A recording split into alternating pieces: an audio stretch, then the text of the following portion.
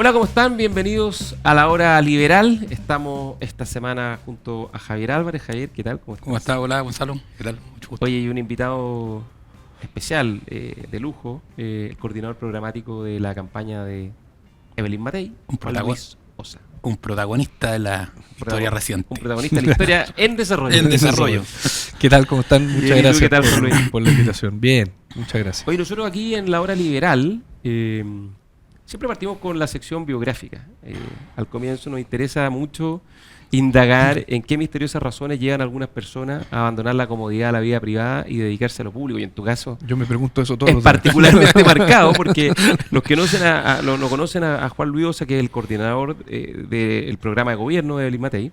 Juan Luis es un historiador que tiene una carrera muy destacada en historia, uno de los más promisorios, diríamos, historiadores jóvenes, porque la historia a tu edad todavía eres muy joven, con un doctorado en historia en la Universidad de Oxford, que es muy prestigiosa en esta materia, que ha hecho publicaciones muy importantes, ha compilado, me tocó a mí presentar una compilación histórica que hizo con el Premio Nacional de Historia Iván Jaksic el año 2018, fue eso en el Congreso Nacional acá en Santiago, un tremendo trabajo de la Universidad Adolfo Ibáñez, que fue coordinado por Juan Luis. Después publicaste, un par de años después, un libro sobre la historia constitucional de Chile en el marco del debate constitucional.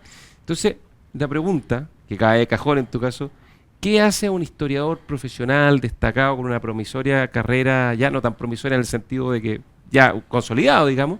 En ese momento tú estabas como investigador del Centro de Estudios Públicos, dar el salto a la primera línea de la política. Buena pregunta. A ver, yo soy un historiador de la política.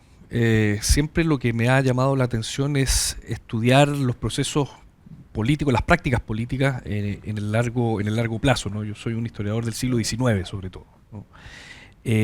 ¿Chileno o...? Chileno y latinoamericano. Y también latinoamericano. Sí, ahora en mi tesis doctoral estuve en archivos español, inglés, argentinos, peruanos, etcétera. Y por lo tanto, mi visión de la historia de Chile es muy atlántica, por decirlo así. A pesar de que no damos al Atlántico, hay toda una forma de hacer historia que es muy transnacional. Y eso es lo que siempre me ha gustado. Pero en los últimos años, y en buena medida por el estallido social, que muy rápidamente lo consideré como un evento histórico en sí mismo, algo escribí de hecho el año pasado en Horizontal, un evento con repercusiones estructurales, digamos. O sea, no era nada más que un hecho histórico, sino que una cosa muy... No era una protesta más, un hecho no histórico. era exactamente, y un evento que iba del 18 de octubre hasta el 15 de noviembre, que es cuando Gonzalo con mucha fuerza y el presidente Piñera con mucha fuerza avanzaron en el acuerdo constitucional. Todo eso yo lo veo como un evento histórico en sí mismo, ¿no? Y yo no estaba en Chile, estaba en Oxford en un sabático. O sea, el estallido lo viviste bueno, de afuera. La verdad que yo viajé el 18 de octubre en la noche de Heathrow a Santiago. Ya, pero te fuiste a un país tranquilo. Te aterrizaste y un país. O sea, cuando venía aterrizando estaba el humo, veía el humo. Exactamente. Y aterricé el 19 y venía solo por una semana para estar con mi hija, era mi cumpleaños, etcétera. Y pasó esta cuestión. Entonces estuve toda esa semana, me volví a Inglaterra. ¿Y estas noticias llegaban a Inglaterra? Absolutamente. No, además tenía el WhatsApp. O sea, claro, yo ¿Pero la prensa inglesa, británica recoggió algo de esto? Lo recogía, sí, efectivamente. Además, yo en Oxford estaba también Pablo Ortúzar, entonces nos juntábamos mucho a conversar y era una cosa... Impactado. De hecho, el día 12 de noviembre escuchamos al presidente Piñera juntos y nos mirábamos y decíamos la famosa cadena. La famosa cadena. Y el día más violento por lejos de entonces. Bueno, y yo estaba ahí escribiendo un libro sobre la década de 1820 que todavía está en el tintero y me llama mi entonces jefe, Leonidas Monti, y me dice, tú tienes que escribir un libro sobre la historia constitucional porque hay que explicar esta cuestión que viene. Bueno, entonces escribí ese libro y ese libro me metió en una cosa... Es un muy buen libro, yo lo leí en su momento, yo fui candidato a constituyente, Juan Luis también, me lo leí espectacular porque es un libro que se lee muy fácil, muy rápido. Bien de divulgación para los que somos más neófitos, espectacular. Sí. Y ese libro me metió en una discusión pública en la cual yo nunca había estado.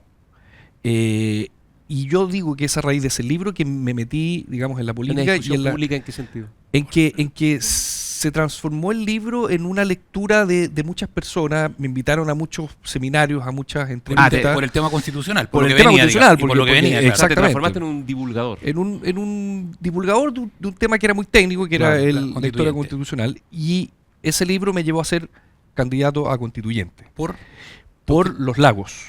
Por Chiloé. Tú tienes Puerto Montt. una conexión con Chiloé. Con Chiloé. Distrito 26. El 26. Y que compartimos, porque sabes tú que mis 4 abuelos son chilotes. Ah, no te puedo creer. Sí. Ah, mira, qué Sí, bien. el producto 100% chilote. Mira, qué bien. Sí, bueno, Chiloé yo tengo una historia larga. Chapalel y Milcao. Exacto. Y licor de oro. Exacto. Ahí yo perdí por paridad. Ganaste por voto y perdiste por sí. paridad. Como Juan Sutil. Como Juan Sutil es la siguiente. Claro. Golpe fue duro, me imagino. Duro, sí. ¿O hay algo de triunfo moral?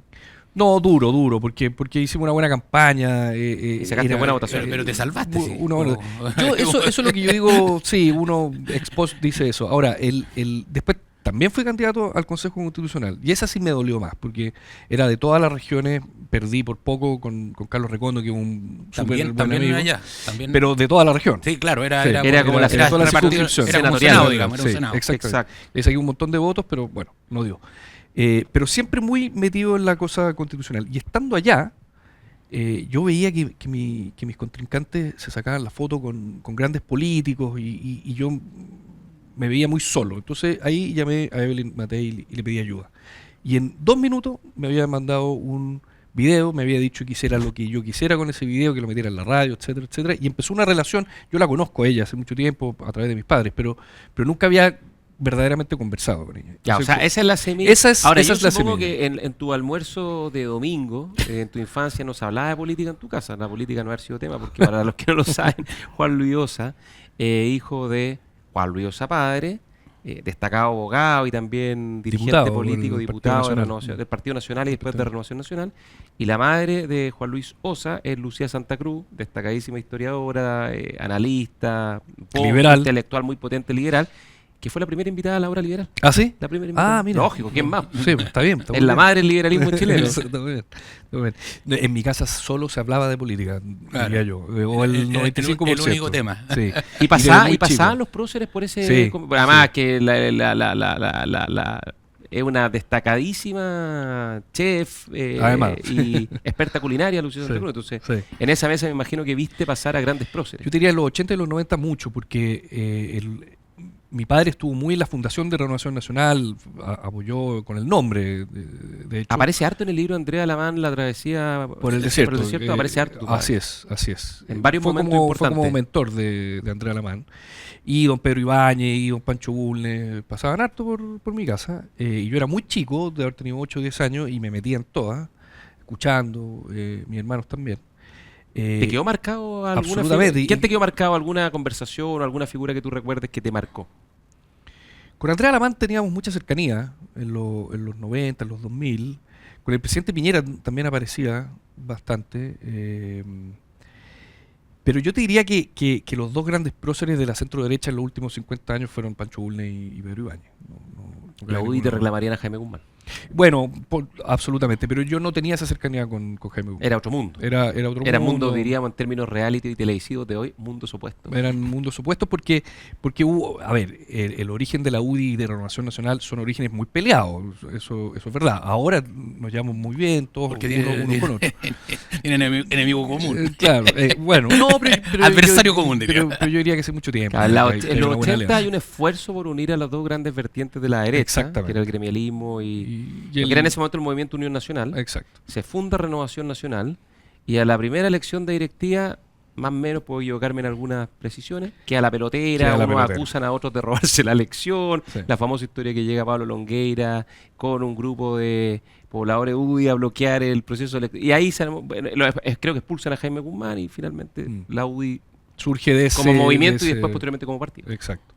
Duró poco ese esfuerzo de abonamiento. Pero yo creo que hace bueno, los dos gobiernos del presidente ayudaron mucho a consolidar una alianza política un poco más amplia que solo la de los partidos. Pero no sientes tú, pregunto al historiador, después vamos a hablar de todas maneras con el coordinador programático y líder político Juan Luis. Estoy tan cómodo con el el historiador de vuelta. Claro. ¿No sientes tú que hoy día se está un poco repitiendo las viejas peleas de la derecha en el sentido que hay una derecha de lo que diríamos el Partido Republicano, Nacional Libertario, incluso Social Cristiano, que gira muy fuerte a la derecha y que desanda el camino de la centro derecha de los últimos 30 años? Y hay otra centro derecha que representa esa derecha más tradicional, digamos, más dialogante, y que hoy día están entrando en un proceso de confrontación bastante fuerte. A ver, lo primero es que la derecha en Chile es el producto de muchas tradiciones, de muchas escuelas de pensamiento, por decirlo así, ¿no? Hay conservadores liberales, hay nacionalistas, hay corporativistas, agrario laboristas. O sea, el Partido Nacional, que es como el gran centro donde se juntaron todas estas tradiciones, era una verdadera bolsa de gato, ¿no? Si uno lee la Constitución del 80, están todas esas tradiciones al mismo tiempo.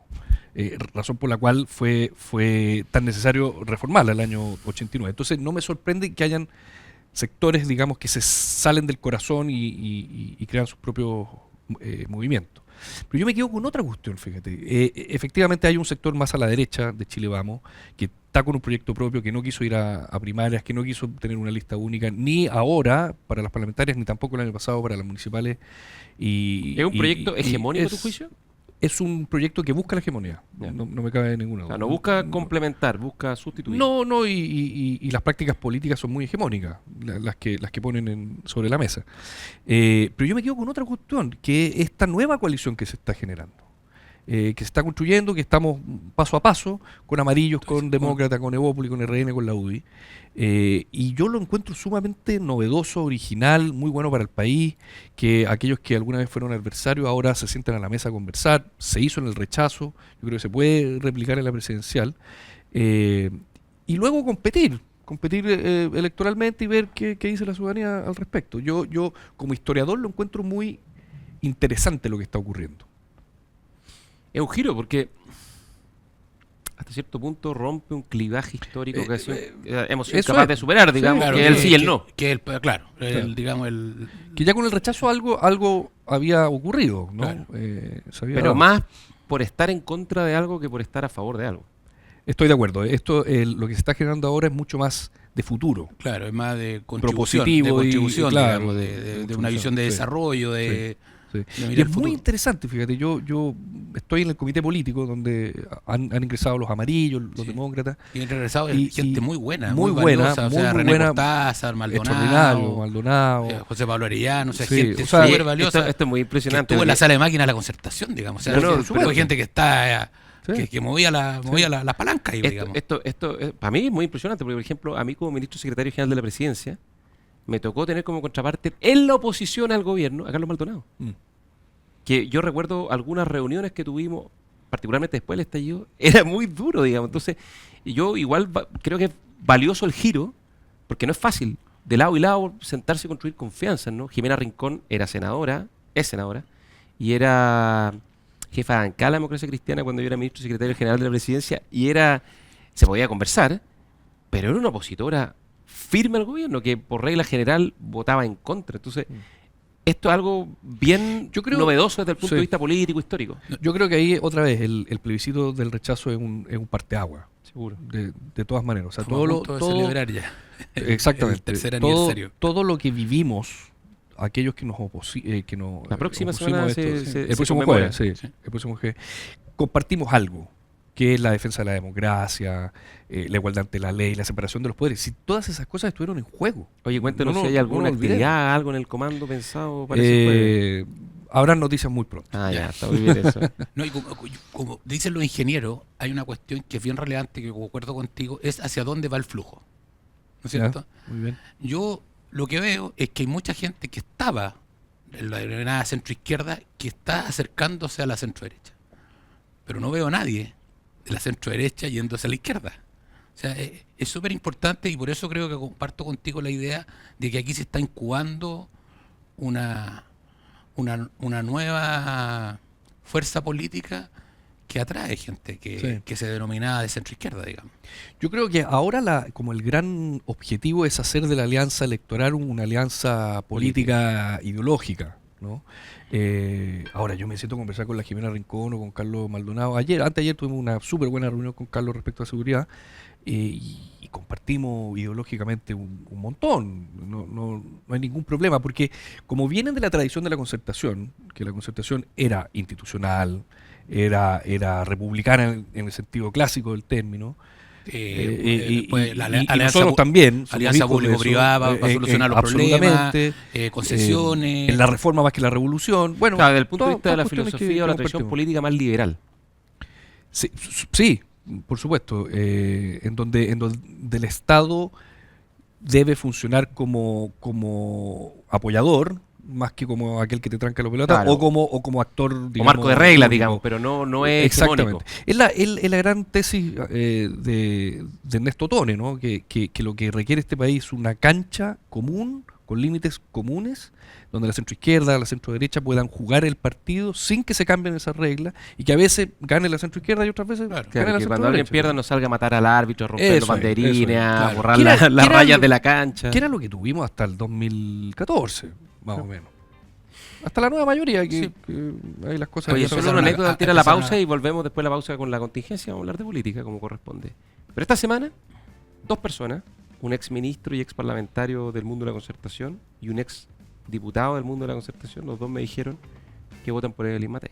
O sea, en el fondo, efectivamente, como dice Javier, hay un cruce del el flujo puente viene para acá. que es más bien de la centroizquierda para la centroderecha y no viceversa. Y yo creo que es valioso porque va a producir una interesante reconfiguración de las fuerzas políticas. Vamos a ver en qué peso, cómo queda todo esto, en fin, impacto electoral, pero eso yo creo que tiene valor. Absolutamente. Estoy muy de Estoy acuerdo con también. eso. Ya, vamos a la pausa y volvemos Vamos. con la política en la hora liberal. Muy bien.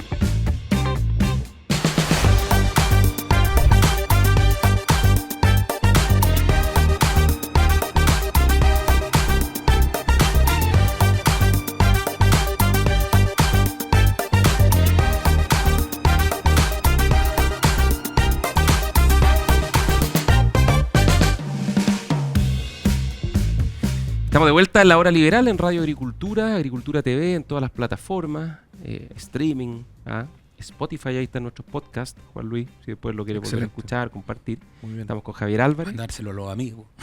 exactamente, a la familia, y con, bueno, Juan Luis Osa, historiador, pero lo más importante, el coordinador programático de la campaña de Evelyn Matei, que esta semana o la anterior ya. La semana cuando entregamos se la dieron semana pasada. la semana Sí, anterior sí. se dieron a conocer, se publicaron las bases programáticas de la campaña presidencial de Evelyn Matei, que es básicamente los cimientos del programa de gobierno, ¿no? Así es. Sí. Entonces te quería preguntar si pudiese condensar esto. Tú publicaste una muy buena columna en la semana en el diario El Mercurio, pero si exprimimos el limón, digamos, El y lo destilado, condensamos. como el dicen destilado. el destilado, como ¿Qué dicen es los... el programa de gobierno de Evelyn Matei? A ver, lo primero es que este es un trabajo que duró mucho tiempo. Estuvimos más de un año trabajando distintas personas. Al final se fueron sumando muchas personas. Yo diría que más de 400 que de una u otra forma estuvieron relacionadas con el proyecto y que surgió de un diagnóstico común. Aquí lo que estamos experimentando en el país es una crisis muy profunda, una crisis que es estructural en el sentido de que no es solo una crisis social o una crisis económica, sino que una crisis institucional, y que su mayor efecto se ha dado en términos de cómo viven los chilenos la seguridad.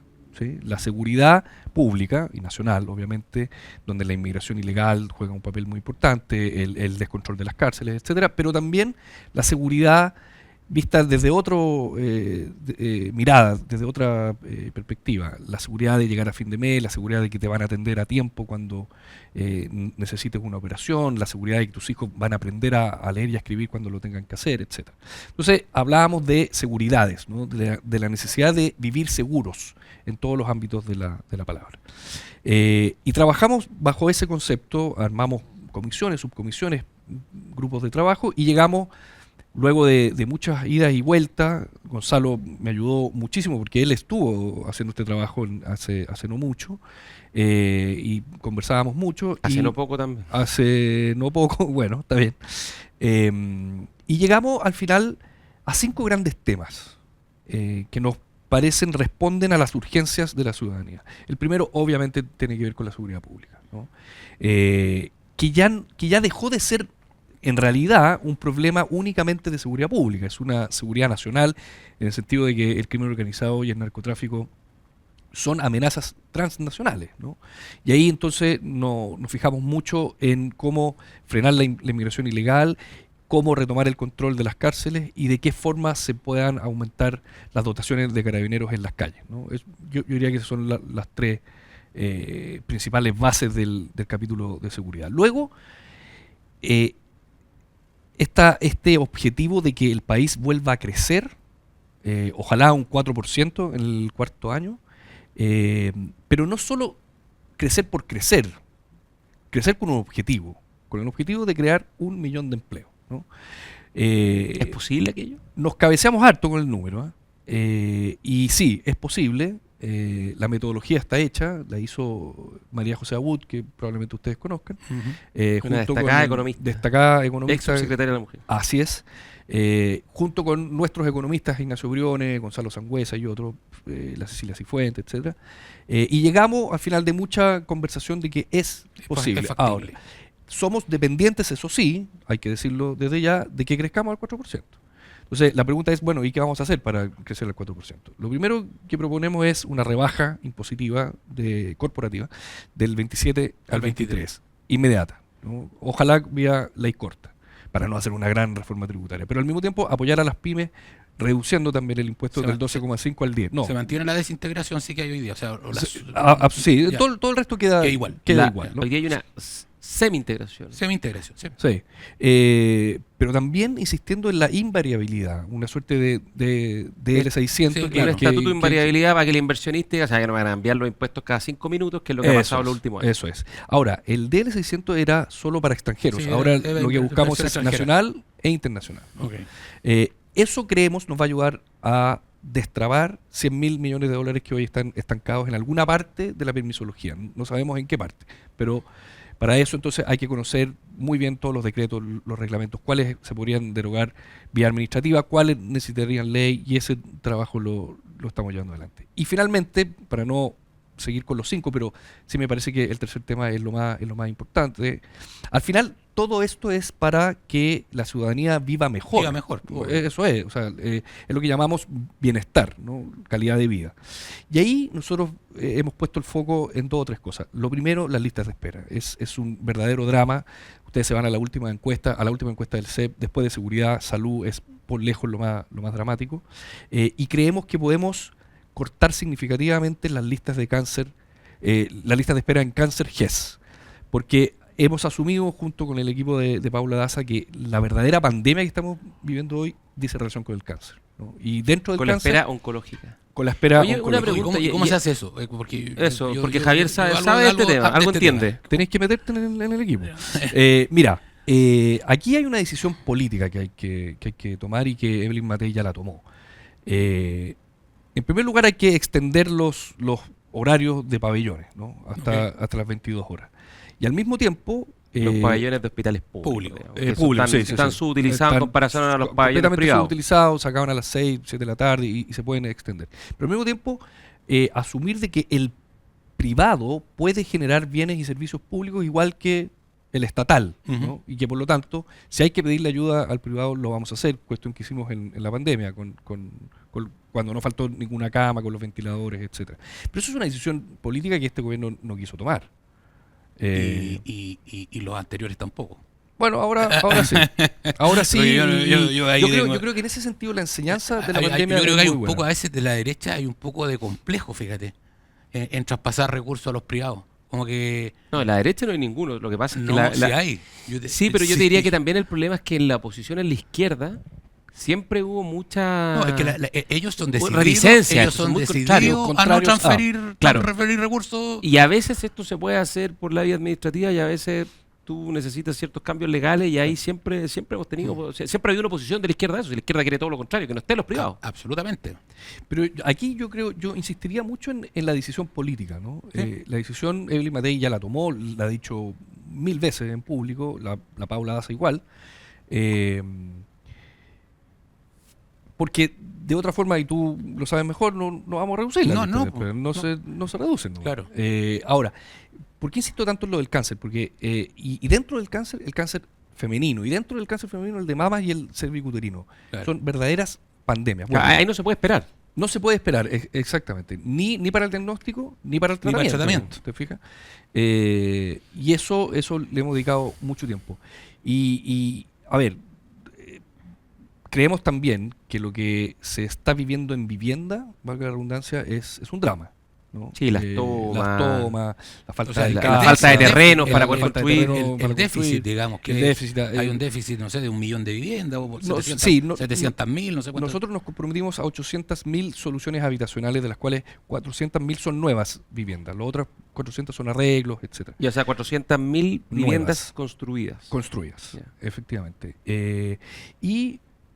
Se le ocurrió a Diego Paulsen, que luego lo conversamos con Ignacio y con Gonzalo Sangüesa, etcétera, esta idea de que los jóvenes de clase media no están pudiendo acceder a la casa, ¿no? Al departamento, Claro. etcétera. Entonces, que el Estado se ponga con el pie, que haya un pie cero, digamos, ¿no? Y sea el Estado el garante de ese pie. De ese pie, ok. Con lo cual, entonces, la persona de clase media, joven, hasta 4.500 UF, pueda acceder O sea, el a Estado un como crédito, aval del pie. como aval del pie.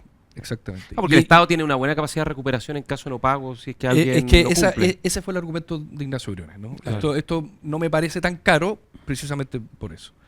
Oye, Y lo metimos en la juguera de los números, y los números dan... ¿Te puedo hacer efectivamente. una pregunta corta, para respuestas cortas, intentando interpretar lo que el ciudadano de a pie te preguntaría, digamos? Se pregunta, ¿cómo proteger la frontera? Ya, mira, el día 11 de marzo, la que yo espero sea la futura presidenta de la República, Evelyn Matei, va a estar en la frontera. Esa noche la va a pasar ahí. ¿Por qué? Porque considera que es... En Chacayuta, en Chacayuta, en General Lago, en Chacayuta, allá. lo más probable. Porque cree que ahí está buena parte del problema que se vive con el crimen organizado y con el narcotráfico, ¿no? Y tenemos un largo capítulo sobre cómo enfrentar esta cuestión. Lo primero es que vamos a meter una reforma constitucional para que exista una policía fronteriza, dependiente de las Fuerzas Armadas, ¿sí? Pero tú requieres una reforma constitucional. Antes de que eso ocurra, lo que planteamos es la construcción de 2 centros de internación y de expulsión. Tú sabes que tienes 10 kilómetros desde la frontera hasta que ingresan finalmente los migrantes a Chile. Porque si tú no tienes esos centros de internación, es muy difícil luego expulsarlo. agarrarlo, claro, No, no, una vez que entra ya no, ya lo- hay un proceso legal para expulsarlo. Exactamente, con el convenio de Estrasburgo, etcétera. Todo eso acompañado además de una serie de gastos en tecnología. 2.500 millones de dólares nos vamos a gastar o queremos gastar en materia de seguridad, con drones, con aviones no tripulados, con escáneres en los puertos. Todo esto respondiendo a una estrategia integral, digamos. No pueden ser compartimentos estancos. Así como el crimen organizado es un sistema complejo, que funciona integralmente, hay que combatirlo de la misma De forma. la misma forma. Sí. Las minas no, por ningún motivo. No somos partidarios de las minas. Ya. Que entre paréntesis, hoy día hay convenios suscritos que impiden que el Estado de Chile pueda Así minar es. la frontera, digamos. Así es. Sí. Ahora, pero- siempre puede haber alguien que diga no, que el Estado de Chile no cumpla los convenios, cosa que yo creo que no es conveniente. Que no es conveniente, por algo vivimos en el mundo Ahora, globalizado. tú hablas de construir estos centros de De expulsión. expulsión. ¿Qué es lo que hace Estados Unidos? Sí, pero ¿en cuánto vamos a demorar 10 años en hacer eso, no? ¿Construir los centros? Sí. No. En un año van a estar listos. No, que son instalaciones provisorias. Son Pero no instalaciones hay que hacer provisorias. estudios ambientales. No. O sea, a mí me encantaría que un presidente pudiera firmar un decreto para Yo decir, te diría, mira, yo te diría que, eh, que bajo un estado de excepción constitucional eso probablemente muy Otra vez, factible. es una decisión política. claro, Finalmente, yo, O sea, esto lo estamos viviendo como una cuestión extraordinaria, como que, Absolutamente. como que no se puede O sea, aquí- resolver con No, con si vaya al materia Congreso ordinaria. con una ley. o sea, es como, No salir nunca. como No, lo no está salir haciendo, nunca, como lo está haciendo Trump, digamos, con emergencia, digamos, apelando a una emergencia. Bueno, Una el estado de situación excepción extraordinaria, constitucional te da facultades de emergencia. Exacto. Ahora, Yo te digo una cosa, lo mismo con las cárceles. Nosotros proponemos construir 5 cárceles, de las cuales 3 serían de alta seguridad, porque estamos ya ultra convencidos, ultra comprobados de que Tren de Aragua y compañía están funcionando desde las cárceles. Claro. ¿no? Y que el gran problema que tienen las cárceles es la falta de segmentación y que los menos malos se juntan con los más malos y son cooptados por el Y narco. que efectivamente estén aislados, digamos, porque... Por eso, hoy entonces, día, como están hacinados hoy, todos se juntan con todos, hay que separar a los más malos de los menos malos, y para eso las cárceles de alta seguridad. Pero al mismo tiempo, lo que proponemos es la expulsión de 3.000 reos extranjeros, que ojalá durante los primeros meses sean expulsados. Ya, otra pregunta. Seguridad, tema clave. Costo de la vida, otro tema fundamental. Sí. La gente tuviera la encuesta, el costo de la vida, la inflación, está todo caro, en fin. ¿Cómo se prevé en el programa del Inmatei que las personas van a tener más platita en el bolsillo a fin de mes que lo otro que está apretando el zapato? Hoy día hay un tema entre el endeudamiento y el costo de la vida que está acogotando a y la de gente. desempleo. Y de desempleo. Hay 1 millón de personas desempleadas, además de un montón de gente fuera de la fuerza de trabajo. Mira, aquí la discusión que es muy técnica muchas veces, sobre la reducción del déficit fiscal, esconde en realidad parte de la respuesta. Porque nosotros hemos llegado a la conclusión de que plata hay en el Estado. Y que los tributos, digamos, ayudan a que esa plata exista. Pero el problema es que esa plata no llega donde tiene que llegar. Se queda en la mitad, en algún operador, en algún mediador. Entonces, lo que proponemos es una mayor cantidad de transferencias directas Claro. a las familias, digamos. Que está muy en el corazón de lo que es el liberalismo, en realidad, en cuanto a que sea la persona la que decida La que qué decida hace con su plata, claro. con su plata, ¿no? La PGU funciona como una transferencia directa, perfecta. Y lo mismo puede ocurrir con otros subsidios o con otras transferencias, digamos, que pueden ser únicas, pueden ser universales o no, etcétera, ¿no? Porque el objetivo es limpiar la mediación. La burocracia que se come los recursos. Claro. Exactamente. Y que la plata vaya... El funcionario, la agencia. O sea, y que la plata vaya donde las personas, no donde los amigotes, las fundaciones truchas, etcétera, ¿no? Oye, como el caso de Argentina. Qué brutal, digamos, de donde la plata que iba para las personas, las ayudas sociales del Sí. Estado, al parecer, según los audios conocidos, estaban saliendo por el lado y está involucrada nada menos que la hermana del presidente. Así es. Bueno, eso Que en Argentina esto es como Bueno, el caso regla histórica. Las fundaciones, digamos. el Las caso de fundaciones truchas del es lo Frente mismo. Amplio. El Frente Amplio, lo mismo. es lo mismo. Es como que hubiera un cuerpo intermedio, Claro. ¿no? Del cual habría que liberarse. Cuestión otra vez que es muy liberal. Por ejemplo, las cuidadoras. Son un montón digo cuidadoras porque en buena medida son mujeres. Son ¿no? mujeres, sí. Que no pueden trabajar porque cuidan o a un papá o a un hijo o a un familiar, etcétera. Y el estipendio, porque no da para salario, es 36.000 pesos. Lo que nosotros proponemos es subirlo a 100.000 pesos. Es una transferencia directa, otra vez. Lo mismo con el subsidio al empleo femenino. Durante 6 meses, para incentivar la formalidad, les entregaremos un subsidio de 200.000 pesos durante 6 meses, ¿no? Los primeros 6 meses, digamos. Los primeros 6 meses, exactamente. Todo eso contribuye, obviamente, a la construcción del millón de empleos. Entonces, la calidad de vida, juntado con el déficit fiscal y al mismo tiempo con más y nuevos empleos. Javier. Nosotros somos medio aquí repetitivos con el tema de la educación. Sobre todo la educación inicial, que es donde uno ve que se empieza a desnivelar la cancha al tiro, digamos, o sea, ¿no es cierto? Y hemos sido bastante críticos con la focalización de los recursos en solucionar problemas universitarios, ¿no es cierto? Porque son los que votan, los que marchan, y los niños y las guaguas no marchan ni hacen protestas, ni queman neumáticos. Entonces, como que Chile se olvidó de sus niños. ¿Hay algo en el programa de esto? Muchísimo. De hecho, yo diría es la tercera gran preocupación social: salud, vivienda, educación. Y el foco está en un 100%, no, diría en un 80%, porque el otro 20% se los cuento después, en la educación inicial y en los aprendizajes, ¿sí? Hoy hay 200.000 niños fuera del sistema escolar. Es un montón. Del sistema completo. Del sistema completo. Es un problema social a salvaje, mediano plazo. pero tremendo.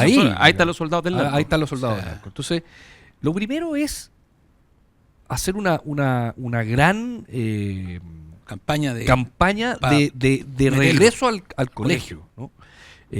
Porque la desigualdad se genera ahí, o sea, la desigualdad es estructural, por decirlo así. Cuando no aprenden a leer y a escribir en primero o segundo básico, la cuestión se pierde, ¿no? Y no hay vuelta atrás. Así es. Alguien que creció Así no es. educado ya. Entonces, lo primero es volver al colegio, que las escuelas estén abiertas los 365 días. Las escuelas son espacios de sociabilidad, comen muchos niños ahí, almuerzan, etcétera, juegan, etcétera. De otra forma, son muchos niños cooptados por el narco. Y el foco va a estar en los aprendizajes, que los niños vuelvan a aprender, para lo cual hay que ayudar a los directores con pega que verdaderamente esté enfocada en el colegio y no con burocracia administrativa. Papeles, etcétera. digamos. Claro. Entonces, el foco está eso y ahí tenemos un gran equipo liderado por Raúl Figueroa, por Magdalena Vergara, Magdalena Plant, que ese es su rollo, digamos. Y una ¿no? última Y pregunta, siempre nos lo tenemos que ir a han una pausa, así que esta respuesta en 10 segundos corta y al hueso. ¿Qué vamos a hacer con los liceos emblemáticos para que no sigan capturados de overoles blancos? Hay que ponerle orden a la cuestión. No es posible que los liceos emblemáticos que han sido verdaderos, digamos, asesores sociales, trampolines sociales. Primer faro de luz de la nación, como dice el Instituto por Nacional. supuesto. Pero lo que tenemos es una propuesta que es el otro 20% que dice relación con los liceos técnico-profesionales. Por eso, si quieren, se los cuento. Ya, vamos a la pausa y volvemos a la hora liberal con Juan Luis Osa.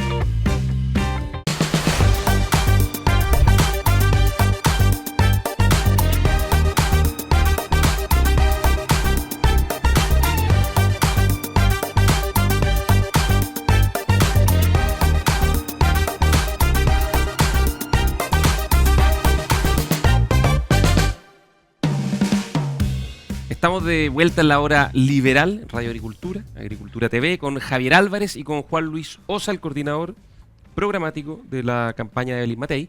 Y te quería plantear una pregunta un poco más de fondo, ¿no? Hemos hablado de las medidas, de las prioridades, seguridad, salud, vivienda. Pero te quería plantear algo un poquito más al hueso, entrar al área chica, ¿no? Porque las campañas presidenciales son, ante todo, un ejercicio de diferenciación. Hay que darle razones al electorado para que confíe en la candidatura, en el programa, y te dé la confianza, te dé el voto, ¿no? Marque la rayita el día de la elección presidencial. Y hoy día tenemos a lo menos 3 candidaturas que dicen somos de derecha. Centro derecha, derecha verdadera, derecha radical, derecha, de la familia de la derecha. Entonces quería preguntar desde el punto de vista político, porque programático no aparecen tantas diferencias desde el punto de vista político. ¿Cuál sería la principal diferencia entre la candidatura de Evelyn Matei y las otras candidaturas de la derecha? Bueno, algo ya conversamos respecto a esta nueva alianza que se está generando, ¿no? O sea, al final de cuentas, el proyecto de Evelyn Matei es un proyecto de mayorías, busca la construcción de grandes mayorías, hablarle a las grandes mayorías, ¿no? Me parece que las otras candidaturas de derecha no tienen ese afán, tienen un afán más hegemónico y muy puntual, tomar el poder, ¿no? Yo creo que lo que se está generando acá es la construcción de una alianza de largo aliento, ¿no? Donde algunos gobernarán más, menos, pero que al final tienen, como decía Ernesto Tone, esta cancha común. Eso es lo primero. Lo segundo, yo creo que tiene que ver con cómo entendemos la política, las prácticas políticas, ¿no? Precisamente porque el proyecto de Evelyn Matei hoy se está ampliando, se está sentando a la mesa con personas que fueron adversarios en el pasado, es que vemos la política como el arte de lo posible, finalmente, como lo es. Como lo es de verdad, digamos. Como lo es, ¿no? Ustedes dirán, sí, pero es que eso no está de moda, aquí lo que importa son las medidas radicales. Sí, pero eso es pan para hoy y hambre para mañana, ¿no? Y aquí, si uno es responsable y quiere mirar a las nuevas generaciones, me parece que el único camino posible es eso. Por el otro lado, por los lados más polarizados, más extremos, me parece que entienden la política así como la entendía Carl Schmitt, ¿no? En la relación amigo-enemigo, ¿no? Uh-huh. El de al frente no es un adversario, es un enemigo que hay que aniquilar, ¿no? Cuestión que estaba en la base del nazismo, está en la base del marxismo-leninismo, y creo que se ha ido, digamos, colando en algunos aspectos en los extremos de la política nacional, ¿no? Y que funciona muy bien para hacer oposición. Funciona perfecto para hacer oposición. Exactamente. O sea, el problema es cuando uno tiene que construir, digamos, y ahí esa cuestión como que no... O sea, y que claro, son muy opositores, y yo creo que la primera versión que les estoy comentando es muy liberal. en el sentido de que, así como habría dicho Isaiah Berlin, para mi gusto, uno de los grandes liberales del siglo XX, nosotros que creemos en eso somos zorros, no somos erizos, ¿no? Claro. No estamos únicamente convencidos de nuestra única verdad. Claro. El erizo solo sabe una cosa. Una sola, pero es un fanático. Es un fanático. Finalmente, ¿te fijas? El zorro, medio que va por aquí, va por allá, no cree en la construcción del paraíso en la tierra, es mucho más escéptico, obviamente que defiende sus principios, sus ideas, pero... mucho más analítico, es más reflexivo. Exactamente. O sea, no tengo por qué tener yo la razón completamente. Soy sin- capaz de negociar. Sin por ello dejar de lado tus principios. No, por supuesto. Por supuesto. Pero puedes negociar, digamos. Es que yo creo que así es como se hacen los países. Lo otro es, otra vez, pan para hoy, hambre para mañana, es populismo, es autoritarismo, y yo creo que es muy difícil generar gobernabilidad. Entonces, si tú me apuras, creo que la gobernabilidad, los equipos, la transversalidad que tiene esta candidatura y lo difíciles que son los problemas que tenemos al frente, hacen, a mi manera de ver, de la candidatura de Evelyn Matei algo muchísimo más razonable.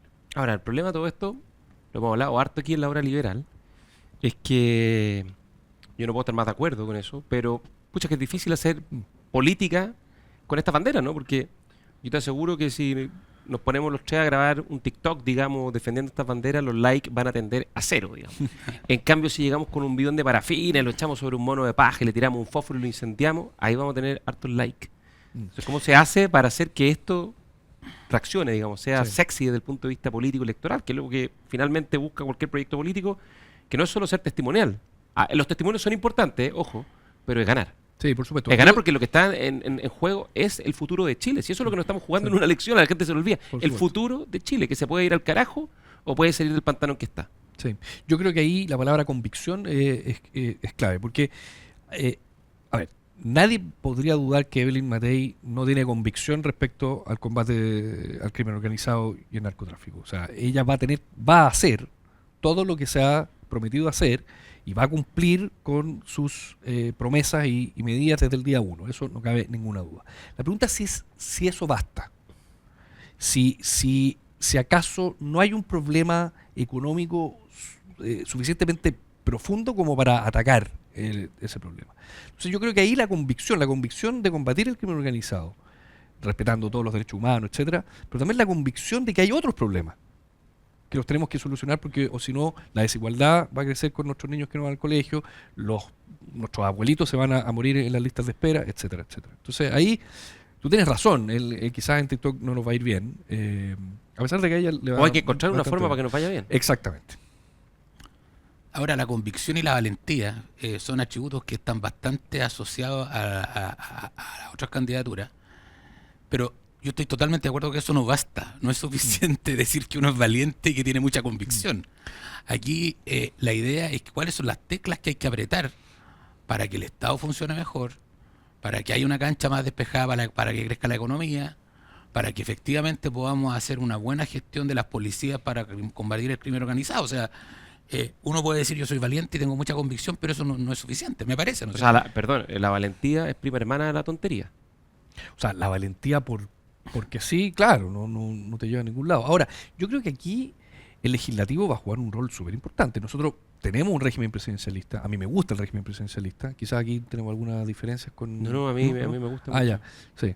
Sí. Dudé en algún momento, Sí. pero Pero no. ya, no, yo Chile soy- es presidencial y lo va a sí, seguir siendo. Exactamente. Está muy arraigado en la cultura. Sí. Pero el presidencialismo chileno es muy dependiente del legislativo. legislativo. ¿No? Entonces, ¿qué quiero decir con esto? Que por mucho que queramos hacer muchas cosas por vía administrativa, igual nos vamos a quedar cortos. Vamos a tener que pasar por el Congreso. Y está muy bien que así sea. Sí. Y esos proyectos está claro que todo el mundo lo dice, yo no soy experto en la política, pero dicen que esto tiene que ser al principio, así Al tipo principio, ¿no? omnibus de Milei. Con una diferencia, que en Argentina, si el presidente obtiene el respaldo del Congreso, puede gobernar por decreto durante un año.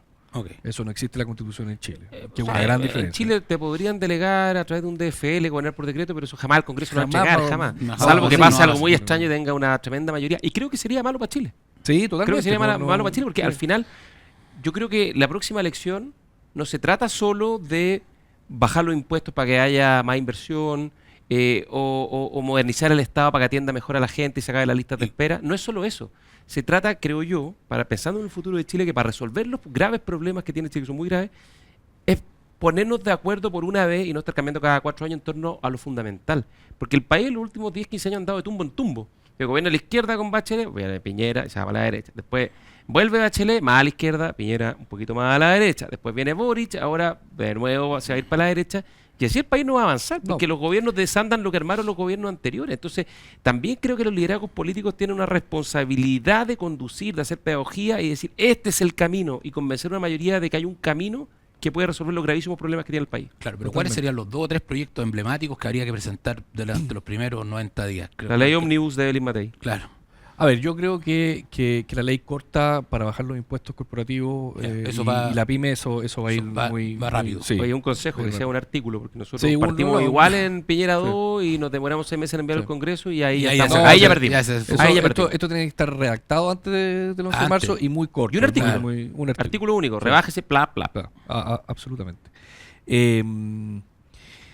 Yo soy muy partidario de que el sistema político se reforme de buena medida. Oh, qué bueno. Creo que se está avanzando en la materia. No sé si vamos a tener un proyecto aprobado de acá a fin de año. Quizás vamos a tener que Presentarlo. presentar nosotros, Es fundamental, ojalá lo más parecido a lo que consensuó la comisión experta. La comisión experta en la segundo Sí, proceso absolutamente. constitucional. Sí, Sí. Yo que fui candidato la segunda vez, hice campaña mucho con eso. Aquí el problema es la fragmentación, es la eficacia legislativa que no existe. Aquí le hemos dado como tarroso también. Sí. Le mandamos mensaje al presidente Boris casi toda la semana. Sí, no no pescó mucho. escucha. No escucha. Oye, y en materia de seguridad, ¿cuál sería la ley corta? Yo creo que la policía fronteriza. Claro, y eso, que- y que eso una requiere reforma una ley. constitucional, Y sí. eso requiere una ley. Sí. O sea, en el fondo Todo desplegar. eso tiene que entrar la primera semana. Sí, porque efectivamente este es un tema que se ha venido discutiendo en su tiempo, pero yo creo que es tiempo de que las Fuerzas Armadas asuman un rol más permanente en la protección de la frontera. Yo creo lo mismo. O sea, en el fondo este es un tema de seguridad interior y Sí. exterior. O sea, en el fondo no es únicamente una cuestión policial de la que estamos acostumbrados, sino que en el fondo, lo pongo de otra manera. El crimen del teniente Ojea, creo que fue en febrero del 2024, el Sí. año pasado, es una combinación de un delito muy grave que es ejecutado por una banda criminal organizada que es el Tren de Aragua, que está digitada según la Fiscalía del Ministerio Público de Chile, De Venezuela. desde el Palacio Presidencial o al menos desde el Miraflores. Ministerio del Interior de Caracas, digamos, que lo lidera Diosdado Cabello. Si eso no es una amenaza la seguridad exterior a la nacional, seguridad interior, Sí. que no sé qué lo es, digamos, Obvio. de que puedan venir desde el extranjero gobiernos con el crimen organizado a operar en Chile a secuestrar personas que están bajo estatus de refugio político en Chile. O sea, el gobierno de Chile tenía, el Estado de Chile tenía un deber de protección y no solo los secuestran, los asesinan, sino que media todo en la impunidad, digamos. Ahora ya no tanto porque algunos ya empezaron a caer, digamos. Entonces creo que hay un tema de amenaza Sí, desde el estoy- exterior estoy- que justifica la participación de las Fuerzas Armadas. Absolutamente. Es la seguridad nacional la que está en juego. Es la seguridad nacional la que está en juego. Sí, efectivamente. ¿Y alguna otra medida para estas leyes cortas, ómnibus, primero 30 días de gobierno de Evelyn Matei? Bueno, sí, en materia de vivienda vamos a tener que introducir algún cambio. ¿Legal? Yo creo que en materia de suelos, probablemente vamos a tener que... Para liberar suelos para construir viviendas. Así es, para liberar suelos. Pero también al mismo tiempo vamos a ver todo aquello administrativo que se pueda implementar también, sobre todo en materia de permiso, ¿no? Ahí el trabajo de horizontal ha sido realmente espectacular, ¿no? En cómo Que- reducir la permisología para que los en partidos los permiso permisos avancen. para crecer, ¿no? Con permiso para crecer. Con permiso para crecer. Y eso la verdad que ha sido sumamente importante. La candidata Evelyn Matei lo hizo propio. Sabemos qué guías Presentó su medioambientales lo presentó Con la ex candidata Carolina Toá. Así que, a ver, si pasamos a segunda vuelta, yo creo que vamos a ganar. Y si ganamos, vamos a tener la difícil misión de darle un empujón a este país los primeros 30, 40 días. Digamos. Aquí Las lunas de miel son las muy lunas de miel cortas. son muy se cortas. juega todo, parece. Hay que mantenerse popular, esto se lo aprendí a Gonzalo, porque si no la ciudadanía te va dejando, digamos. ¿no? No hay que llegar al 6%, digamos. No, más Ahora, allá de eso, pero yo pensaba que nosotros el mejor antídoto sufrimos ante el estallido mucho de al eso. llegar al 6%, pero después de la presidenta de Perú me volvió el alma al cuerpo porque Claro. llegó en una encuesta a 0%. 0%. Nadie la Nadie quiere. por- Nadie- A menos 1% no se puede llegar, matemáticamente imposible. Llegó a Claro. 0%. Es importante hoy día el manejo de la opinión pública. En Sí. eso Javier Milei Sí. lo que lo sostiene muy fuerte, Mm. hasta cayó esta semana producto de los hechos de corrupción, pero lo ha sostenido muy fuerte el tema de la popularidad, Bukele ni hablar, digamos. Y eso es lo que Trump te- también lo mismo, digamos. Eso no hay que despreciarlo. No, y eso es lo que te mantiene, digamos, a la calle más o menos en orden. Así es.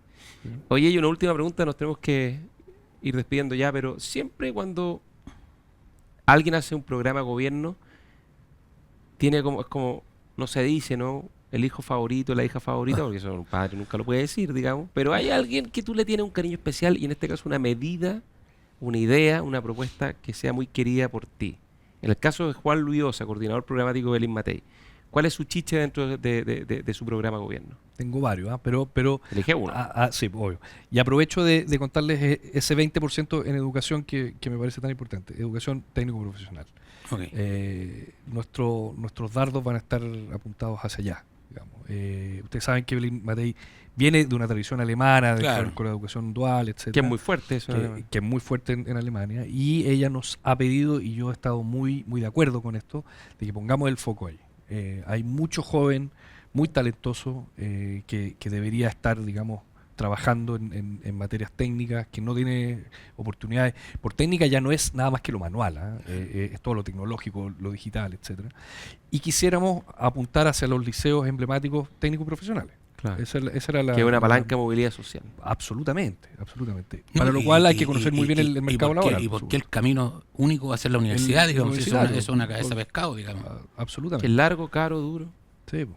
Nos tenemos que ir, Juan Luis Osa. Muchísimas Antes de gracias. irnos, no creo que tenga mucho tiempo, pero debe estar un poco sobrevendido de trabajo. Pero siempre a nuestros invitados les pedimos que nos cuenten qué están leyendo, qué están viendo, algún recomendado Estoy leyendo de cualquier ahora, especie. pero no es lo que quiero, pero estoy leyendo Matadero Franklin, que no lo había leído nunca. Ah, de una Simón novela Soto. de un Sí, escritor una novela chileno. que está bien del Cabro Carrera. Bien, la estoy recién empezando, pero sí, no hace mucho he terminado dos cosas que me volaron la cabeza. Uno, que ya lo hemos conversado, Volver la vista atrás, de Juan Gabriel Vázquez, Gabriel que Vázquez, un libro precioso. es librazo realmente muy recomendable. Y el otro, Es la historia de un cineasta colombiano, Sergio Cabrera, colombiano, cuyo padre se vuelve maoísta y se termina va a en Chile, y se Chile, lleva a los sí, hijos a China y Una lo cosa educa increíble. para ser guerrillero maoísta No. en Colombia a la vuelta. Historia real. Impresionante, ¿eh? Sí. Impresionante. Volver la vista atrás de Juan Gabriel Volver la Vázquez. vista atrás, de Juan Gabriel Vázquez, que es el gran escritor latinoamericano.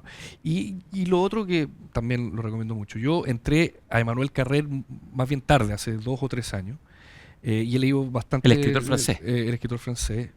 Pero lo que leí de él, que se llama Limonov, es una cosa...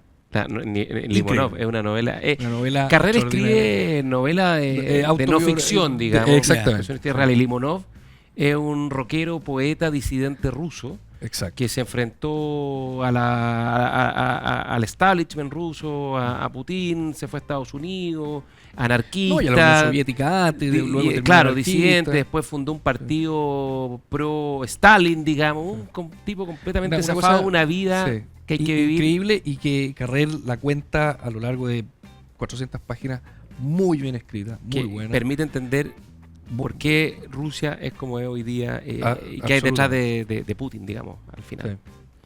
Bueno, Bueno, pues muchas gracias, Muchas Juan gracias. Lirosa, Javier Álvarez. Nos vemos todos en la hora liberal la próxima semana. que pasaron. Saludos Chao, para chao. todos.